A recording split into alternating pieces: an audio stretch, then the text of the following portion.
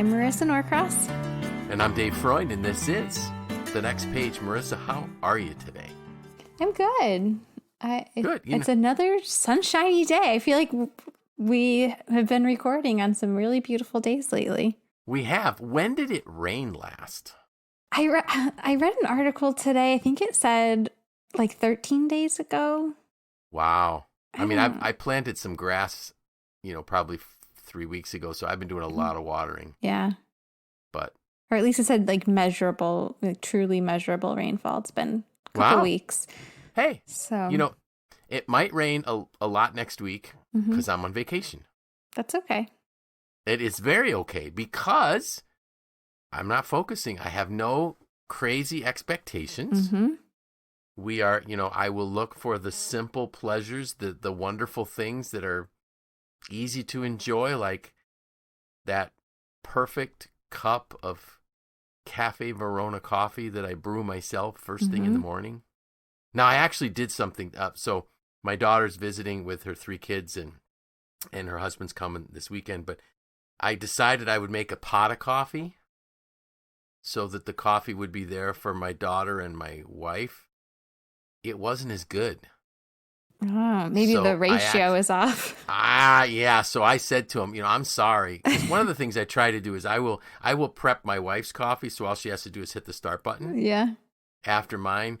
But then Bethany had to make her own, so I'll make the pot. And I said, sorry, ladies, my coffee was not as good. So I'm going back to making my coffee. Single serve. Single serve in my Yeti, ready to go to take me through the morning. Mm-hmm. Yeah, those are the things that, those are the simple pleasures in life that make a difference. Mm-hmm. It's that routine, right? Like it's, it is. It's hardwired and... Exactly. We are comfortable with that. Mm-hmm. So what I wrote about this week, were you surprised when you saw the post that I sent you? I wasn't incredibly surprised just because you did make a comment to me after I sent you the article that we're going to talk about saying, this might be a good idea for a future This could be something to write about, right?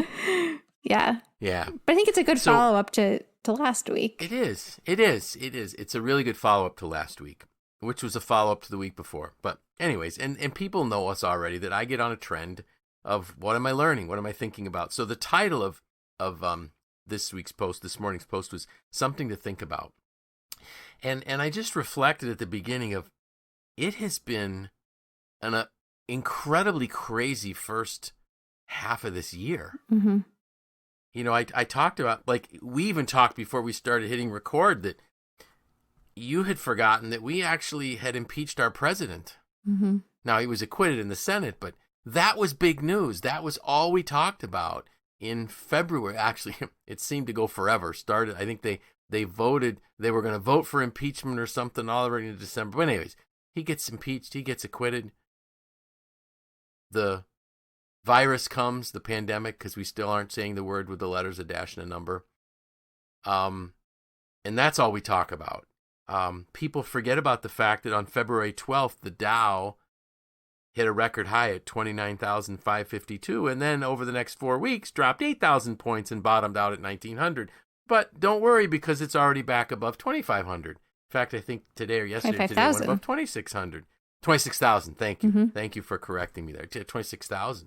So we've just been on a roller coaster. And now, sadly, the civil unrest and the senseless murders, and it has been a crazy ride. Mm-hmm.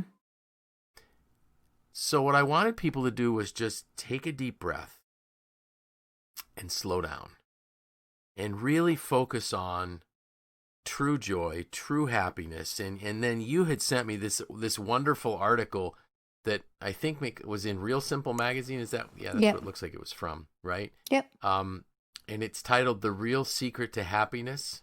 And I love this, I don't know, is it a tagline, whatever, not tagline, but underneath the title, nabbing a big promotion and finally getting your dream kitchen doesn't bring lasting bliss. But what does? Soaking up more everyday pleasures. And it really intrigued me, and I went down through it, and it really spoke to me, and I want to take a slightly different twist than the author did. But, one of my points that I put here was it's time to ditch the pursuit of happiness. And people are like, what is he smoking? That's what life's all about, is the pursuit of happiness. And know what the author's saying. And she was citing a PhD that works at Harvard's medical school. And basically, as it turns out, that pursuing happiness doesn't bring happiness. And I think that we all know it. Because deep down inside, we know that our pursuit of things and events and special days and things, there's always the letdown on the other side of it. Mm-hmm. But what really brings us happiness and joy is the pursuit of meaning. Finding a reason to exist, finding a way to make a difference in other people's lives. And, one of the notes that I put here was, if you knew you only had 24 hours to live, what would you do?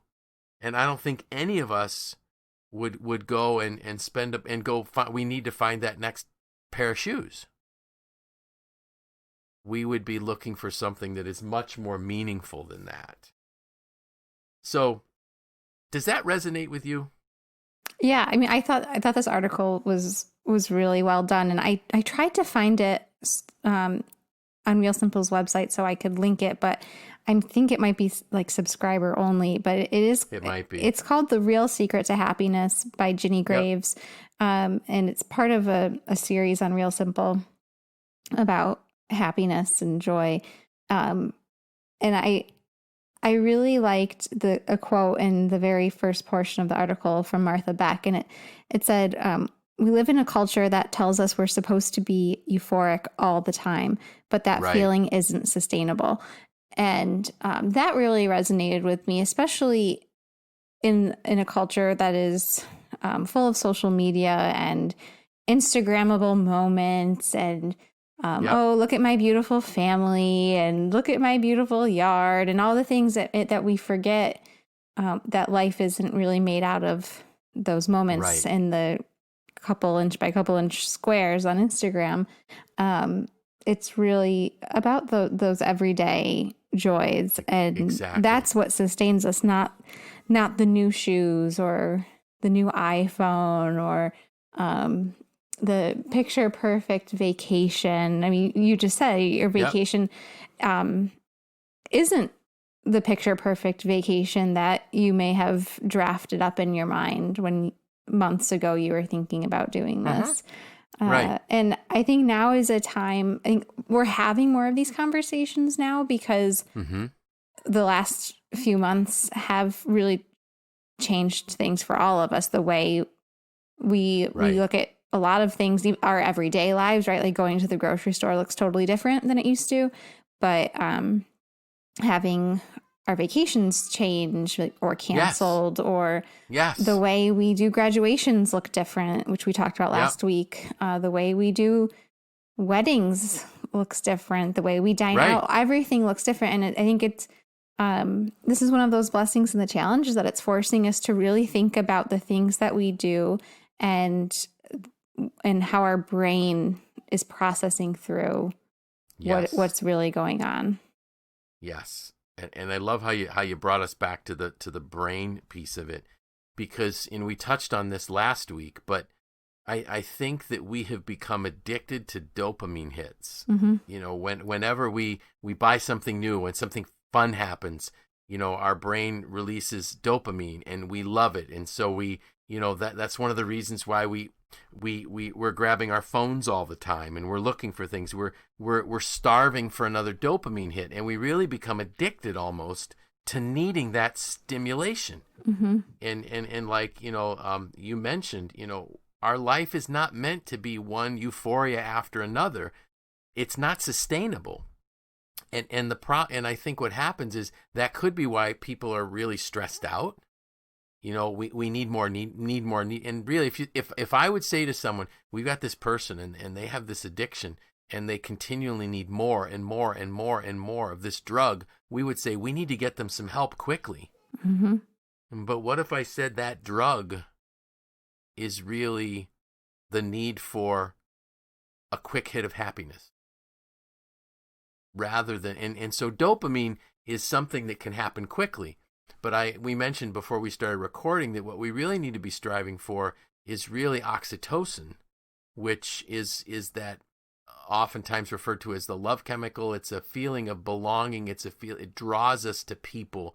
It's much longer to build and to release, but when it does, it's really what binds human beings together. Mm-hmm. And we've kind of missed that. And I did send you some statistics that I found here. So as you look through it, what were some that jumped out at you about our short attention span, which really is a result of our need for quick hits? Right. And in your notes here, you mentioned that like we're becoming desensitized to simple joys. Right. Which I think is important to mention when we consider our attention spans right now.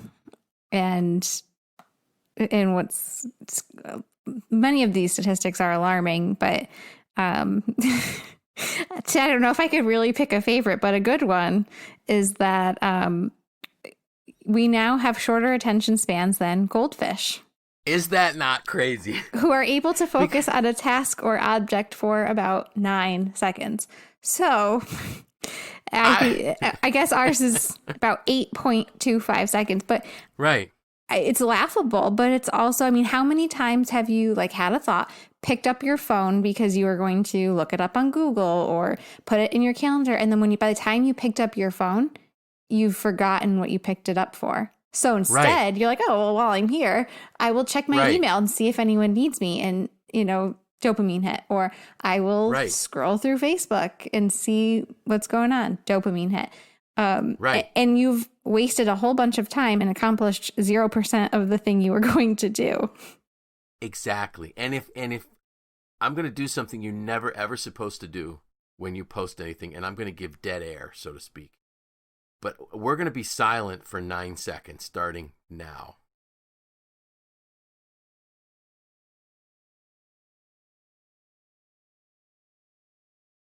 That was 9 seconds. Mm-hmm. It seemed like an eternity, right? So if people say, no, that can't be. Yeah, I just proved to you, you were uncomfortable with 9 seconds of silence. Mm-hmm. And it just, the other one, so that was really, and so it's decreased in 15 years down from 12 seconds. So we went from 12 to 8.25 seconds. I can't imagine what the attention span was of people. I was born in 1961, so let's say in the late 60s, early 70s, I wonder what the attention span was. Mm-hmm. It might have been minutes. Who knows, right? The average office worker will check their email 30 times per hour. That's concerning. It is, because they're not getting any work done. Right. That's the problem. The average person picks up their phone 1,500 times per week. Now, I actually thought that was low, but that is 214 times per day. And if we consider a 16-hour waking day, that's 13 times per hour, or roughly every 4 minutes. I'll bet you. What I said was that probably figures in my dad, who might pick up his phone once a week or once a month. Right. It includes some outliers. It includes the outliers. I saw this. I follow some, and I've said this on the podcast. So certain social media sites that I follow, I do for specific growth reasons. And there's a couple marriage sites that I follow. And one of the things was a little thing, if husbands would look at and reach for their wife as much as they look at and reach for their phone, their marriages might be better. Mm-hmm. Something along those lines, only said much better. It's true, right? But we're looking for the dopamine hit. So it even shows, like in our web browsing, how short we'll read at most 28% of the content on a web page before we move on. Mm-hmm. So we're conditioning ourselves to look quickly and move on. And what we're doing is we're doing that in every aspect of our life. We need to really, and the number 2 point that I made in my post that went out this morning was, we need to make today our masterpiece. And anybody that's taken my Making Today Matter course knows what that means. And I'm typically saying, create this day, plan this day, but I'm taking it in a different perspective. Look for these amazing opportunities that are there. And I use an example. Saturday, we were finally able to reopen our church with all the social distancing and stuff. It was amazing. You walked in and the pews were all taped off with blue, masking tape where you could sit, where you couldn't sit. It was a bit unusual, but we went. And so we had to get the building ready. And I noticed that there was some weed whacking that needed to be done. And so I went Saturday to do it. And I was just weed whacking. And all of a sudden, this amazing aroma hit me from a flowering tree. And I just had to pause. I had to just stop the trimmer and just take a deep breath, because this was amazing. But I wonder, had I not been focusing on some of these topics, would I have noticed? Mm-hmm. Or would I just, put my head down, kept weed whacking? So as you drive around, are you noticing the richness of the trees? Don't look at the grass right now because it hasn't rained enough, so the grass is getting kind of gray, or brown rather. But slow down. When you have a dinner with your family, are you noticing people's expressions? Are you having dinner with your family? That's the first one. Or are we eating on the run? When you talk to people, are you looking them in the eye? And what is that look communicating? There was a podcast I was listening to last night as I was doing some chores, and one of the questions was, when this one was speaking specifically of a spouse, but when your spouse comes into the room and you look up, do you look like you're glad to see them, or are they interrupting something? And I had to think, so with kids, man, so often when my kids were little, I'm sure the look I gave them was, you're bothering me right now. You're interrupting me right now. No, slow down. You've got two beautiful little girls. They're not going to be little very long. Mm-hmm. You don't want to miss those times. Right. So, do you have any ideas on how we can become more intentional? One of the questions you asked before we hit record was, are you going to ask me any questions that I need to know about? And I said, no, the worst thing for you is to hear me say, I have no idea yet. So, yeah, I mean, we said that we were going to talk about ways to make the summer and beyond your personal masterpiece. And so I think, well, first, neither of us are claiming to have this perfected. So there's our disclaimer. No, not at all. Nope. I think, especially right now, it's easy to get caught up in what's going on and to be looking for news and reading about everything, and which is important. It's important to be informed, right? But I think there are times when it's important to step away. So for me, yes, I feel very empowered to leave my phone in the house and go outside with my kids and play and not be distracted by my phone. Or even a book. Like, reading is great. I love to read on the weekends. Sometimes I read a whole book.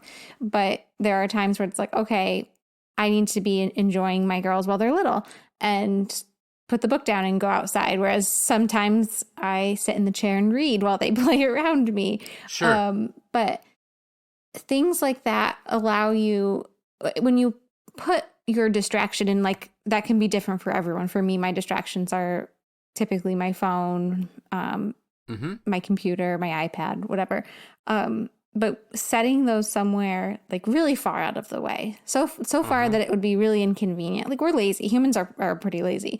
So if I had to walk to my bedroom into one of my dresser drawers to get my cell phone just for a dopamine hit, I'm probably not going to do it. So put those things away and really just explore. I mean, take the time to walk around your yard. If you have a yard, take a look and appreciate what is going on right now. I mean, it's not gray. Our trees have very lush green leaves on them right now. Experience that, see what's blooming in your yard. I love peonies, and they have a really short lifespan. So, or at least mine do, because I do not have a green thumb. So But I'm pretty sure Yeah, I'm pretty all sure all peonies of have a them really, do. they have a short blossom blooming season. Yeah, a short Yeah, blooming season. It's like you blink and you miss it. So like taking an appreciation for that and exploring like the things that you might take for granted, right? Like right. rushing from your front door to your car. Like, what are you missing? Yes.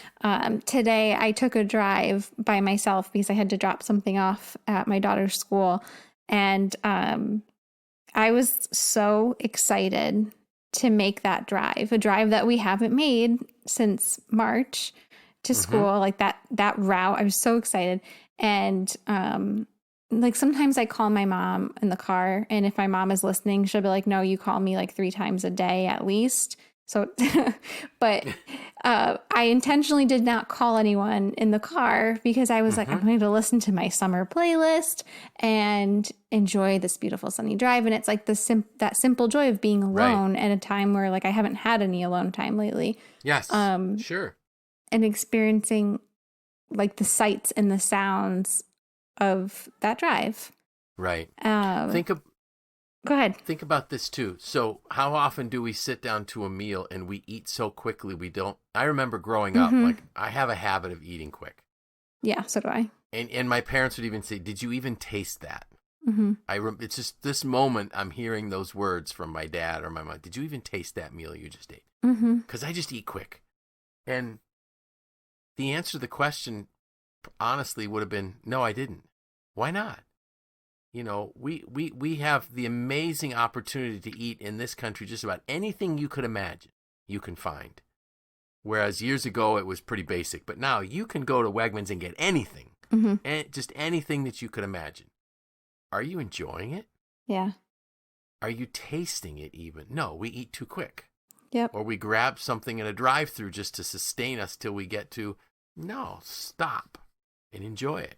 Yeah, I remember being out to dinner with a friend like last summer, and it was just the two of us. We didn't have our kids or our husbands, and I remember we sat down. We were like, "All right, let's really enjoy this meal without our kids." Right. Right. Like people that have small children know that it's rare that you really get to enjoy a meal.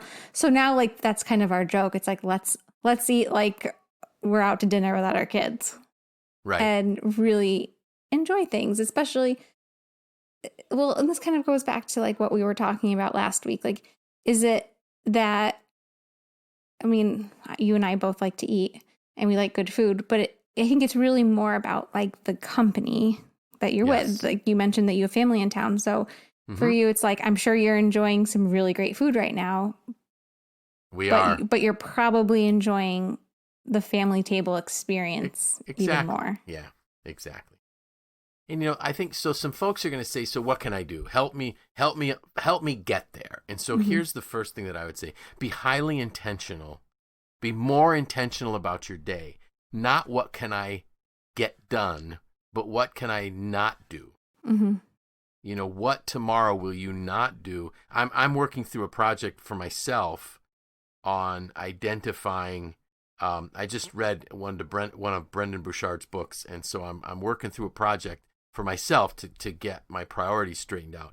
And one of the things was, what will I stop doing? Wow, that is really hard to identify what you're going to stop doing. So I'm not saying I'm not preaching from a point of I've conquered this, but just saying this is what I'm working through. And I'm sure at some point this will be a podcast, but figure out what can you stop doing and how will you fill that time with something that's intentional about slowing down and enjoying things. One of the things that somebody's going to say is, you know, I have to take my phone because my phone is how I take my pictures. Great. Put it on airplane mode. Yeah. Right. Just put it on airplane mode. And even if, and shut your notifications off. So let's say maybe you need to be able to be reached by a family member. I understand that. Okay, just shut your notifications off so that if the phone rings, you'll answer it. Because if we think about it, how often do our phones actually ring? Probably not that often, but we get messages all day long. So we, you know, one of the things we talked about when we did a podcast maybe a couple years ago about deep work by Cal Newport, shut your emails down for the time that you want to work on something. Well, the same thing can happen in the evening. shut your email down. Don't ever, if you're going out on a date night with your spouse, do not have your phone in your hand. For the guys that are listening, leave it in the car. I usually will say to my wife, of course, it's been so long since we went out because you can't, but we're getting closer. But I used to say to her, do you have your phone? And if she said yes, I'd say, great, I can leave mine at home or leave mine in the car. Yeah. Yeah. I think we don't even have little kids. It's like having that like filter too. I mean, because I know that feeling, right, of like, oh, I'm standing in line at Wegmans. I might as well take out my phone, check my email.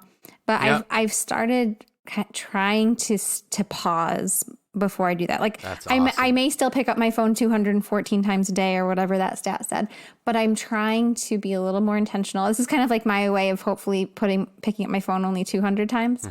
Is before I open the app, I think to myself, can I do anything about what's in my inbox right now?